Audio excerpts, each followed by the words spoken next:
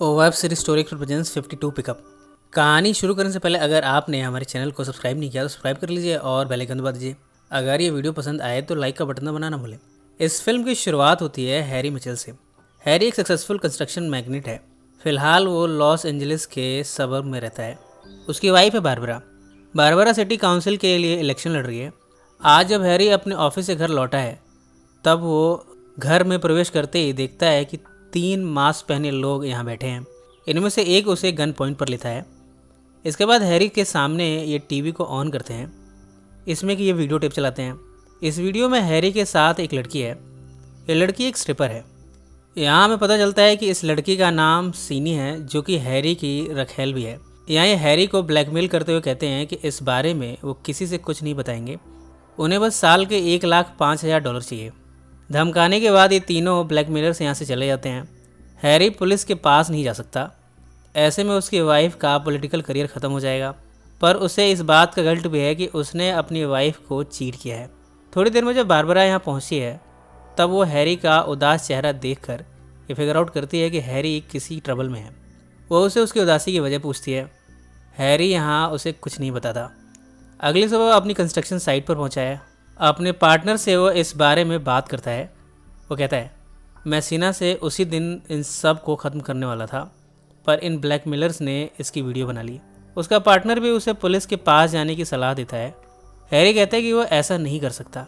वो बारबरा के political career को ताक पर नहीं रख सकता। वो जिम को समझाते हुए कहता है कि बारबरा ने मेरा बहुत साथ दिया है। उसने अब तक सब कुछ मेरे लिए किया है। अब वो पहली बार कोई चीज़ अपने लिए कर रही है। मैं उसे वो चीज़ छीन नहीं सकता। उसका पार्टनर जिम कहता है कि अगर उसने उन्हें पे कर भी दिया तब भी ये सब ख़त्म नहीं होने वाला। उनकी डिमांड बढ़ती ही जाएगी। यहाँ इनकी बातों से हमें पता चलता है कि यह शख्स हैरी का लॉयर भी है। इसके बाद हमें दिखाया जाता है कि बारबरा अपना स्पीच दे रही है। सभी उसके स्पीच से काफ़ी इम्प्रेस्ड हुए हैं। वो अनाउंस करती है कि अगला डिस्ट्रिक्ट अटॉर्नी मार्क एवर्सन होगा। इस समय भी हैरी अपनी उलझन में उलझा हुआ है। रात को बारबरा के सामने अपनी चुप्पी तोड़ी देता है। वो कहता है, पिछले 3 महीने से मैं किसी लड़की के साथ हूँ। ये सब जानकर बारबरा सरप्राइज होती है। वो पूछती है कि क्या वो उस लड़की को जानती है। हैरी नाम में जवाब देता है। बारबरा उस लड़की की उम्र पूछती है। हैरी बताता है 22 साल। हैरी प्रॉमिस करता है कि अब वो उससे कभी नहीं मिलेगा और उसे अब तो पता भी नहीं है कि वो कहाँ रहती है। बारबरा कहती है, हमारी शादी 23 साल तक चली है। ये पीरियड उस लड़की की उम्र से भी ज़्यादा है, यानी जब हमारी शादी हुई तब वो पैदा भी नहीं हुई थी।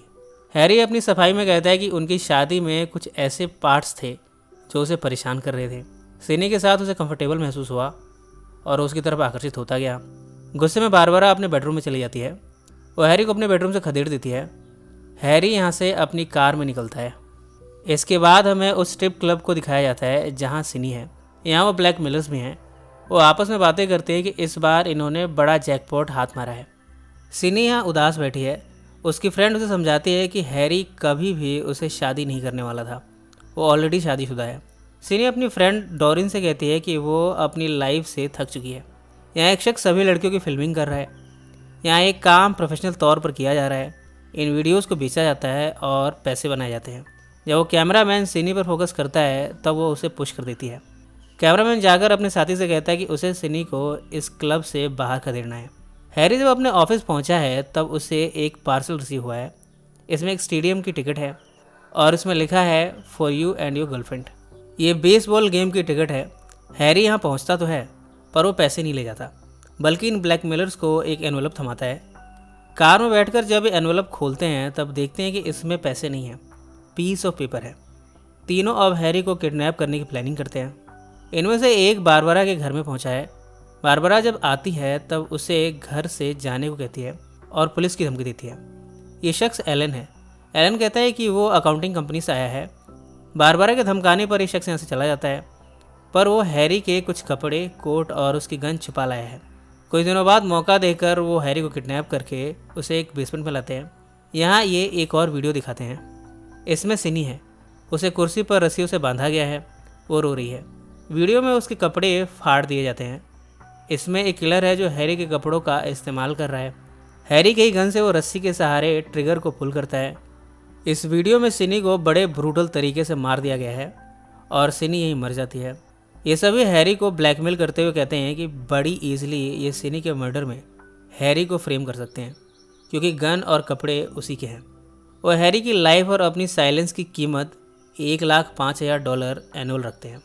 घर अगर हैरी देखता है कि उसका कोट गायब है और साथ में ड्रॉर में गन भी नहीं है, वो बारबरा से पूछता है कि कहीं इस घर में कोई अनजान आया तो नहीं था।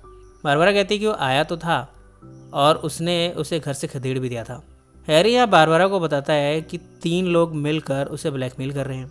यहाँ वो सब कुछ बता देता है। बारबरा अपने लॉयर को फ़ोन लगाने जाती है, पर हैरी उसे रोकता है। वो कहता है कि वो खुद ही इन सब से डील करेगा। वो स्ट्रिप क्लब में जाता है जहाँ से उसे सिनी मिली थी। वो यहाँ डोरिन के साथ फिल्म बनाने के लिए पैसे ऑफर करता है। इसके लिए वो पैसे भी पे कर देता है। हैरी कैमरा लिए अकेले में डोरिन से मिलता है।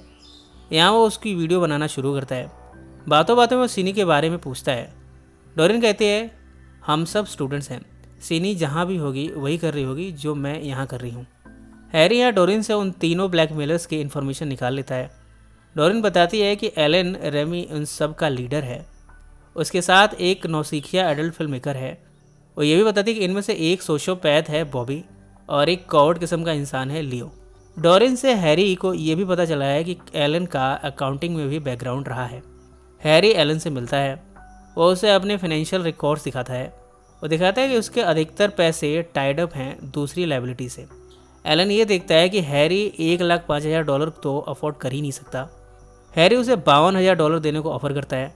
वो कहता है कि एटलीस्ट फर्स्ट पेमेंट वो इतनी ही करेगा, नेक्स्ट पेमेंट में वो और भी पैसे अरेंज करेगा। वो एलन के माइंड में उसके साथियों के लिए शक पैदा करना शुरू करता है। वो कहता है कि एलन के बारे में उसे और किसी से नहीं बल्कि उसके साथी लियो से पता चला है। इधर बॉबी को शक होता है कि इन सब के बारे में डोरिन ने ही हैरी को बताया होगा। वो डोरिन को हिंसक तरीके से कन्फ्रंट करता है।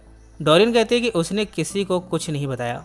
अंत में बॉबी डोरिन की बातों पर यकीन कर लेता है। अब उसे हैरी पर ही इन सब के बारे में शक हुआ है। आज की रात वो हैरी के घर में ब्रेक इन करता है। यहाँ हैरी को मारने की कोशिश करता है, पर यहाँ हैरी और बारबरा मिलकर उसे ओवर पावर कर लेते हैं। यहाँ हैरी बॉबी की बातों से ये रियलाइज़ करता है कि जो डील उसके और एलन के साथ हुई थी, एलन ने उसे अपने तक ही सीमित रखा है। उसने बॉबी और लियो को इसमें कुछ भी नहीं बताया और ना ही उन्हें शेयर देने वाला है। ये सब बातें हैरी बॉबी से बता देता है। इसके बाद बॉबी यहाँ से चला जाता है। बाद में हैरी लियो से मिला है। लियो की पर्सनालिटी के बारे में हैरी को डोरिन से पहले ही पता चल चुका है। लियो या हैरी के सामने कन्फेस करते हुए कहता है कि वो कभी भी सिनी को हर्ट नहीं करना चाहता था। वो यही बताता है कि सिनी की बॉडी और वीडियो टेप दोनों को डिस्पोज ऑफ किया जा चुका है।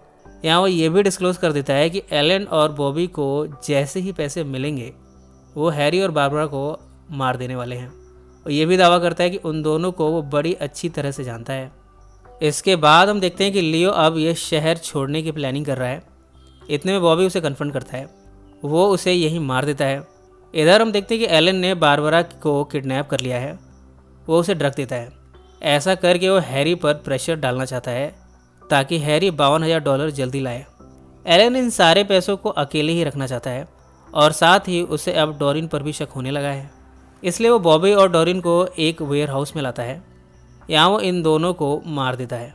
थोड़ी देर में हैरी पैसों के साथ एलन से मिलने आता है। वो पैसों के बदले बारबरा को एक्सचेंज करता है। यहाँ हैरी कहता है, अगर हम दोनों में किसी को भी कुछ हुआ तो मेरे फाइनेंशियल रिकॉर्ड्स पर तुम्हारे फिंगरप्रिंट्स हैं। मैंने उन्हें अपने लॉयर तक पहुँचा दिया है। मेरा लॉयर उन फिंगरप्रिंट्स को पुलिस तक पहुँचाने में ज़रा भी देर नहीं करेगा। एलन कहता है कि आगे से हैरी और उसकी वाइफ को उसकी वजह से कोई ट्रबल नहीं होगी।